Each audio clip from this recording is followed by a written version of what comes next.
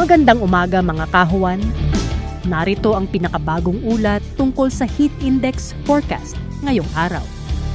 Nakapagtala nga po tayo ng mataas na heat index sa malaking bahagi po ng ating bansa. So, 12 lugar po sa ating bansa ang may nasa danger level o danger category na heat index.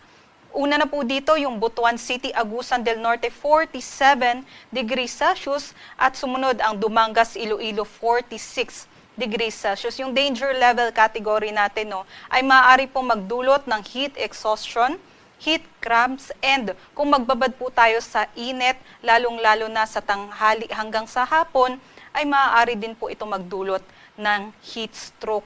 Delikado po ito kaya doble ingat sa ating mga kababayan. Dito naman sa Metro Manila, nakapagtala tayo kahapon ng hanggang 39 degrees Celsius na heat index na nasa extreme caution category.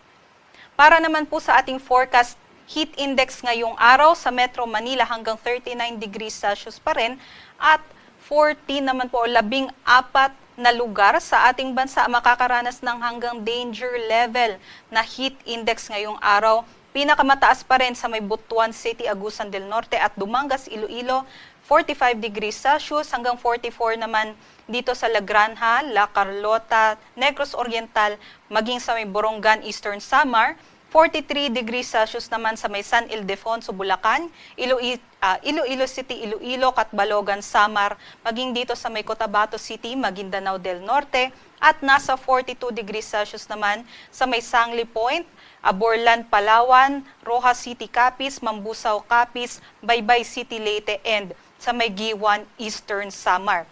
So inaabisuhan nga po natin yung ating mga kababayan na umiwas po sa tirik ng araw, especially nga between 10 a.m. to 5 p.m. And also, huwag kalimutan na magdala po tayo ng payong, panangga po sa matinding sikat ng araw at always po magbaon ng tubig para iwas po sa dehydration. Doble ingat po sa ating mga kababayan.